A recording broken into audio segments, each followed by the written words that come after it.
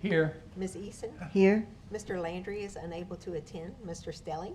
Here. President Barris. Here. And Chair Anderpont. Here. You have a quorum. Thank you, ma'am. Item 1 on the agenda is to receive a request for grant funding for the Ward 1 gaming funds of $65,000 to Second. assist the community center and playground district number 4 of Ward 1 with costs associated with the purchase and installation of playability enhancements, scoreboards for baseball and softball fields. We have a motion by Mr. Barris and a second by Mr. Stelly. Any discussion? Any objections? That motion carries. Item 2 is the administrative presentation of the parish's proposed fiscal year 2026 budget. Mr. Boland. Thank you, Mr. Chairman. First, I want to let you know that I am truly honored to serve as your administrator and just as honored to present the recommended 2026 budget. The team you have allowed us to build here at the parish is something you should be very proud of. And this recommended budget is the culmination of that teamwork and that shared commitment. As you know, this process began several months ago when we met with departments, and I challenged them. I really did, to prepare the budget with the focus on continuing to strengthen our solid foundations while also investing in our future. It would, I say that, but in the audience tonight, those are the leaders here who accepted that challenge, but did so with energy, an open mind to new ideas, a strong commitment to moving our parish forward together. It literally would take me all night long to call out each individual by name who played a part in this budget, because truly, it's over 800 employees who work daily to carry out our mission that you gave to them. But I would be remiss without mentioning some of the folks who played a tremendous role in this process. In administration, Jessica Booth, Alberto Galan, they were just so key in this budget process, but you know that. They're key in our administration team. They really are. Tanner Johnson, along with J.P. Brandon from Common Media, have put together a great presentation for you this evening. You'll be very proud of that. I don't have to tell any of you also that we would not be recognized as a model across the state and the country without our Director of Finance, Kelly Fontenot. This proposed budget is a direct result of her leadership and the hard work of her team. Thank you, Kelly. Many from our finance department are here with us tonight, but I do want to especially acknowledge a few. Judy Hewlett, sitting right beside Kelly, Kyle Judice, Carrie Harmon, and Austin Leger. To all members of the finance department who are here this evening, thank you for what you do. Job well done. If you could please rise to be acknowledged, I really would appreciate that. So, finance, please rise.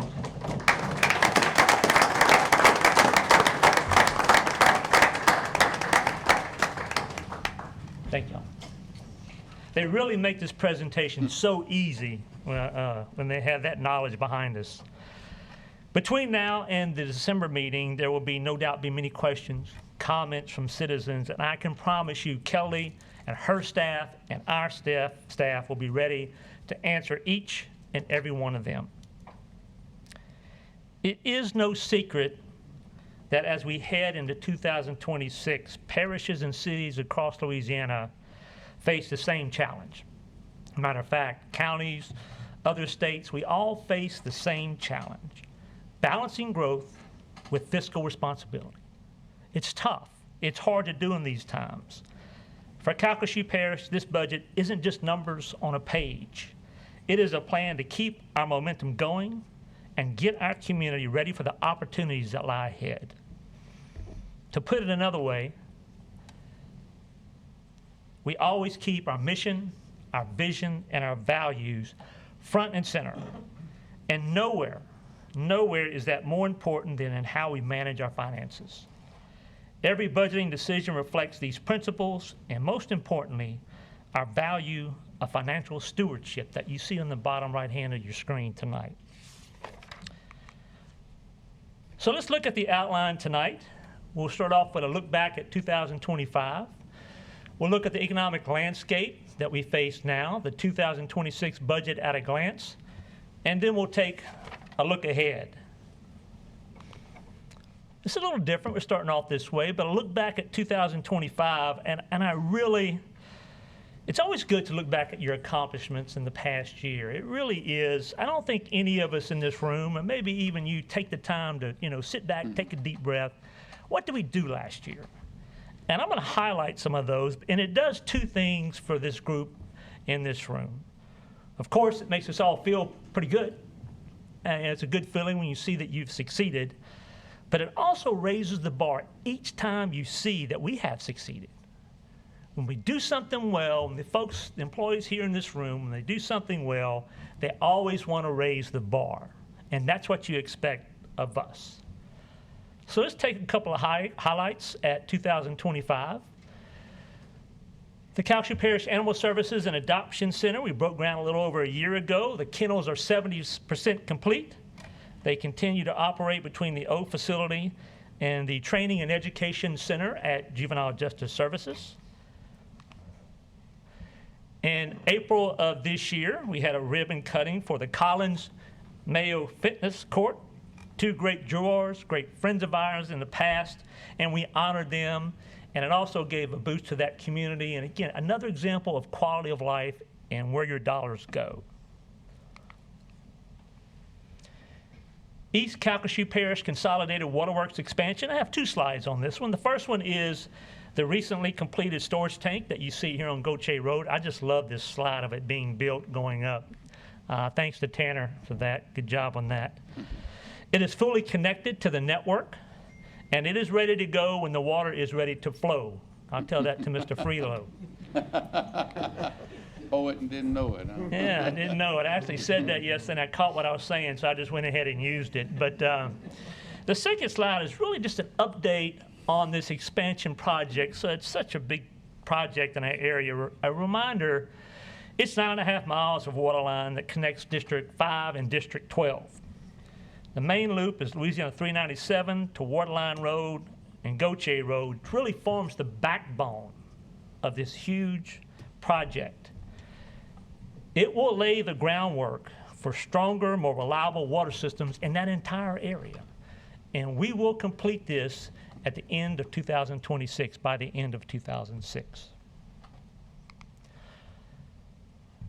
Can't go too far without mentioning the judicial complex. They are moving swiftly. I can tell you, I watch it outside my window every day, and I hear them outside my window every day. But they are really making progress. We're excited about it. I do want to thank the facility management staff for keeping up with the logistics every day, because that is a chore, whether it's parking, complaints, which have been a minimum, but they've been doing a great job keeping up with that project, and we look to, again, continue that until its completion in 2027. I could not leave the podium tonight. I think Mr. Smith here, Mr. Mike, without mentioning Epps Memorial Library. The ribbon cutting was in November. The community was ready. Mr. Smith was ready. You were ready. It was a long time. Again, I go back to what do we provide quality of life wise. It's a big boost for that area. The last slide, I looked back at 2025, and I put a list up there, and just to kind of let you know, even though these do not have their own slide, they're just as important. Let's look at the first one. Completed 42 residential flood mitigation projects. That's either raising the structures or buyout programs. 42, ladies and gentlemen, that's a big number. Hats off to your grants team and Jennifer and her bunch. We obtained state approval of all CDBG DR applications. Now you're probably thinking, dang, what is that? Well, I'm going to tell you. It's $26 million of projects that police jurors chose for that grant money. The big kicker here is all of those projects have been approved by the state already. So the hard work is done. So you should be very proud of that. We constructed over 70 miles of parish road overlay projects. We were recognized by the Louisiana Resilience Task Force as a model parish for watershed management. Alan and his team, Public Works and Engineering and others, they presented in Baton Rouge, and we continue to be a model throughout the state, the South, and the country in regards to watershed management. That was a proud day. I wish I could have been there. We did get to watch it on TV, but it was great. We received the Award of Excellence from 3CMA. If you can recall, that's the How to Change the Flag on Top of the Dome video, which was a great video. And it showed something that I never really want to do. But it was going up there, changing the flag. Hats off to Common Media for doing a great job and putting that together. And they got an award for that. And last but not least, we received the GFOA Certificate of Achievement for Excellence in Financial Reporting for 33 consecutive years. Very proud of our team for that. Again, I thought it was a good idea tonight. I hope you did too, to look back at 2025 and see where we were at in our accomplishments. So let's look at the economic landscape. I was fortunate enough in October to attend a presentation by Dr. Lauren Scott. I know some of you were there. It's always good to go to his presentation because he does such a great job and he adds a little humor into it. I really enjoyed it, but he pointed out several things about our MSA, which we call the Lake Charles Metropolitan Statistical Area, which now, as the first bullet, Jeff Davis is now part of our MSA. So welcome, Jeff Davis. In that presentation, he brought out some highlights, and one of those was prediction of 8,600 new jobs, 8% growth over the next two years. That's big. Obviously, the $45 billion in LNG projects have been announced in the past 8 months, and we have a pretty good feeling that over the next year there will be more projects announced. We continue to lead the gaming market across the state, and we'll talk more about gaming in a minute. We'll break those numbers down, but those numbers are steady, and that's really good when you're talking about budgeting for the future. And I couldn't leave without mentioning McNeese State University and Suella Technical Community College because they continue to increase their enrollment. There was an article about Suella, I believe it came out on Monday or Tuesday. They increased their enrollment by 20%. That's unheard of numbers when it comes to that. So a big congratulations to Mr. Aspinwall out there. He's doing a great job. But what does that mean? That means that our economy is strong. Strong communities drive growth, and this budget continues to build on that foundation. So let's take a look at the numbers. 2026 budget at a glance. Number one, obviously the budget is balanced. That is a requirement, and obviously good financial management. But we'll look at the amended 2025 and do the comparisons to the 2026 proposed budget. We'll look at revenues. Then we'll look at the expenditures, including operations, disaster recovery, and capital improvements. So let's look at the 2025 amended versus 2026 projected budget comparison. The next slide after this one will break those numbers down, kind of easier to see on the next slide, but I want to stay on this slide just for a minute because I want to point out I call the light blue area on the right, which is under the projected $379 million projected budget. That big light blue area, that is your capital funds. That is your bread and butter. That is a common theme tonight across the budget. Infrastructure and capital. So let's go to the next slide, which really, same numbers, just broken down by primary expenditures. So on the left column, you have your primary expenditures, you have operations, your capital funds, disaster recovery, debt service, major grants, and internal services. You see the amended 2025 budget followed by the 2026 budget, the difference, and the percentage change. Over the years on that percentage change column, it always, there's ups and there's downs, but I do want to highlight 3 of those items. The operation, we're budgeting a 2.66% increase. That's a good number. We'll talk more about that in a minute because I did challenge departments to put that pencil to the paper and get that number down. The capital funds, that's an increase of 14% of $22 million, and disaster recovery at almost $4 million at 22%. Those capital funds and that disaster recovery make up your increase in your budget this year. That's where your dollars are going. Before we move to revenue, any questions about the expenditures? Proceed. Okay, let's look at revenues. The two big ones here are the prior year fund balance at 24.6%. That's the money from last year, obviously, that we use a lot for capital and a lot of the major projects. And then you look at the next biggest, the intergovernmental revenues at 24.7, which is your federal grants, including disaster recovery. You have your ad valorem taxes at 16.3, sales tax at 19.2, and gaming at 3.3. Now we're going to break those down and look at the trends as we move forward through the presentation. But that's the bulk, that is your revenue in the 2026 budget. So let's break down sales tax first. Just a reminder, you have two sales taxes. You have a 1 cent, you have a 1.5 cent. We always kind of base the trends off the 1 cent because the 1.5 does follow the same trend usually. But we're going to base our trend off the 1 cent sales tax, and we are showing a trend that has a small decrease of 3%.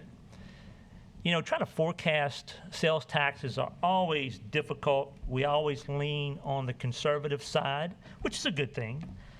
But I would remind you that historically we do exceed our projection. Again, we're very conservative on those predictions and sales tax trend, but right now as it stands, we are predicting a small decrease, around 3%. So property tax revenue. Ad valorem taxes are reflected in the amended budget to be around 4.8% increase from budget to budget now, so budget to budget. But the graph shows the 2025 projected actuals and a modest 2026 budget increase of 1.3%. That has to do with timing and some other factors, but actuals compared to budget are different, and I want to mention that. Okay, gaming. Let's look at the revenues for gaming. Just a reminder, this is for all public agencies. We do expect a small decrease, but again, we lead the market in the state in gaming, and that's good. The gaming market is steady.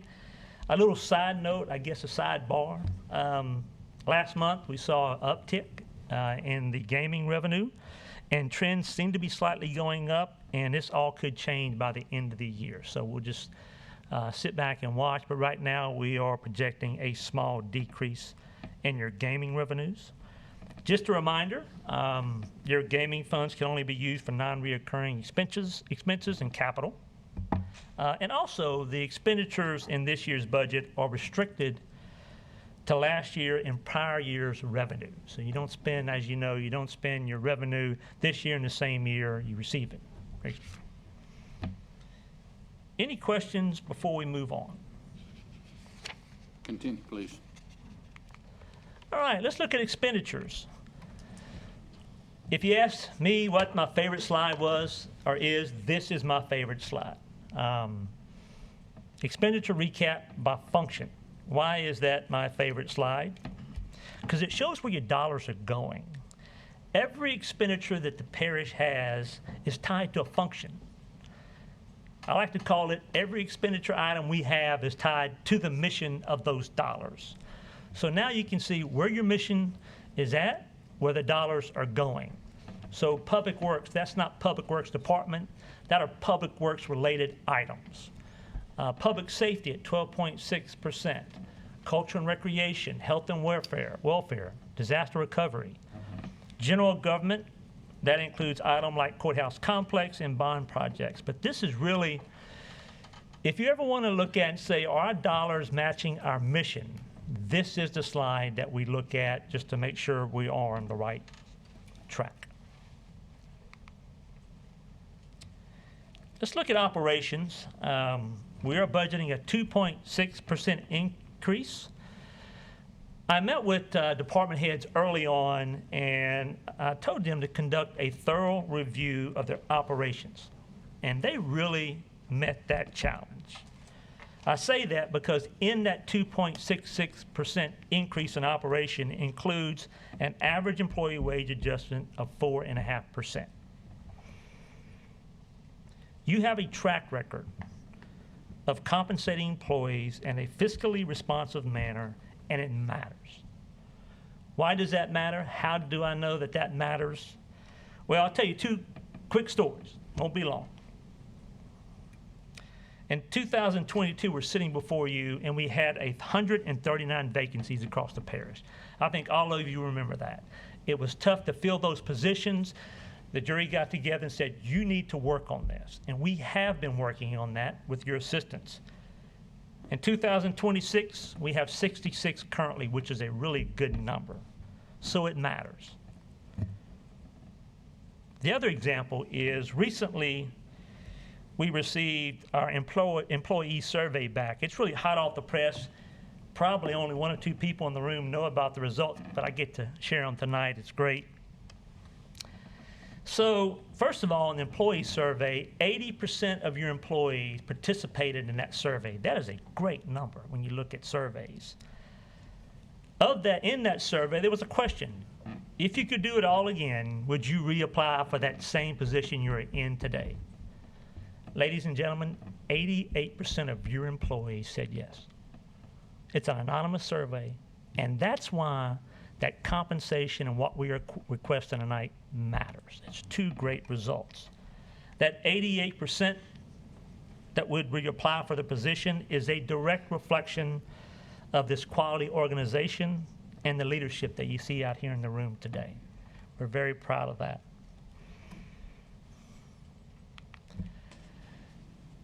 This is a new slide this year, disaster recovery cost. I gotta give credit where credit is due. This is Tanner's idea. I love the slide. And I love the slide, and I'll break it down by two things, really. The top part is the $21 million budgeted for disaster recovery, but the big story is what's below that in the green and light green. It really tells a story of where we were at on our journey since 2023. Almost $120 million in disaster recovery projects in 2023. Now we're at roughly $21 million for 2026. Again, that's the journey. We learned a lot, we came back, we're stronger, we're better. And so I thought we need to show this slide and look back at where we came from. I hope one day, by the way, although it was a great slide, I don't want to use it too much in the future. So hopefully over the next 2 or 3 years, we'll not be using this slide again. Let's break down some of the capital expenditures. Infrastructure, again, on your right, 42.5%. Your roads, your bridges, drainage, and utilities. Why is that way? Because you have over 1,100 roads and numerous and hundreds of bridges that you have to take care of, and other infrastructure matters. So a big thank you to Public Works and Engineering. If you look at the bottom right, that shovel digging dirt, Nick Johnson did not know I was going to mention his name tonight, but I am. So we're talking the other day about infrastructure, and he said, hey, Mr. Dane, we are turning dirt. And I looked at him, and I saw the passion, and I saw what he is going to be doing in his department in 2026. And that's the kind of passion we need. So it is a big budget, but I can tell you we're turning dirt, and 2026, we're going to get a lot of this done. The other items are major capital at 26.47%. Again, that is your bond issues, judicial complex, animal services. I also want to mention your water sector program in that $14 million. That's a lot of federal funds in there of that 8%. We mentioned that program tonight. We'll mention it a little bit later, but that's a big program. Again, a lot of federal dollars. You also have your parks capital at roughly 4.48%. We continue to look for alternative ways to fund our parks, as you know. Y'all expect quality in our parks and recreation, and that's what we're trying to provide. So a lot of money into our parks capital for 2026. Let's highlight a couple of these projects in 2026.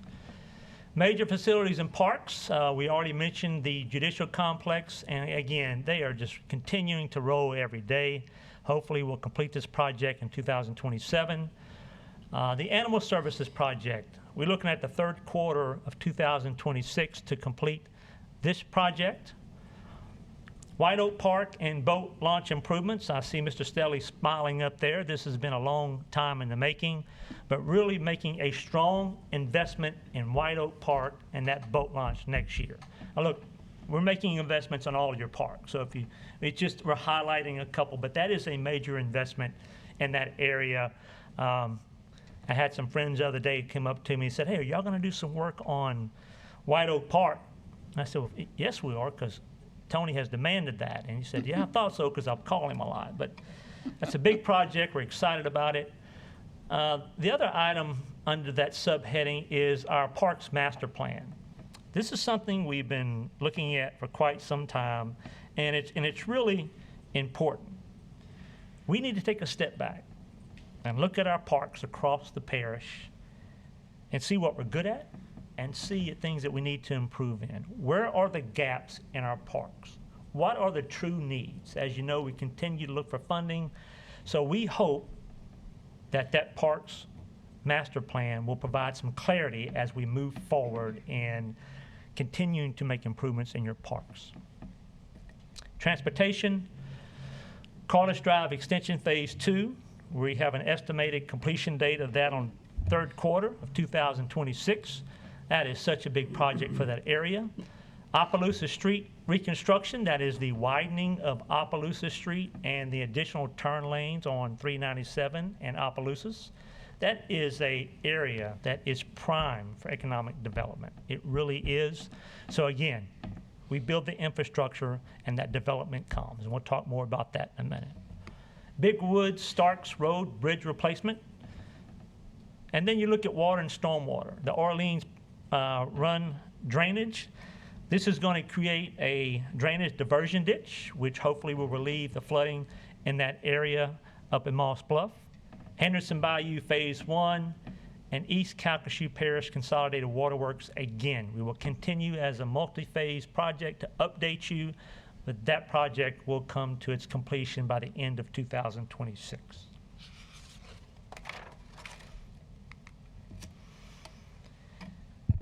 So that concludes really the budget overview, and I don't have to tell any of you, it's very clear we have much to be grateful for here in Calcasieu Parish. We really do.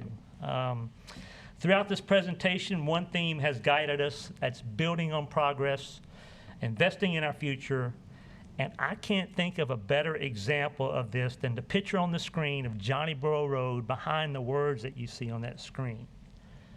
That area years ago was primed for development. Y'all told us to take a look at it. You wanted improvements. We put a lot of work, put a lot of dollars in it, and this road was completed in 2024. At that point, y'all said, that is an incentive to drive development. Well, what happened? Recently, a company has announced on a significant project which involves $277 million investment in that area. Over the years, you have been asked, I have been asked, what is the parish's role in economic development? And look, we all can have different answers. Everyone has their own answer. Our primary responsibility is preparing the infrastructure for the future.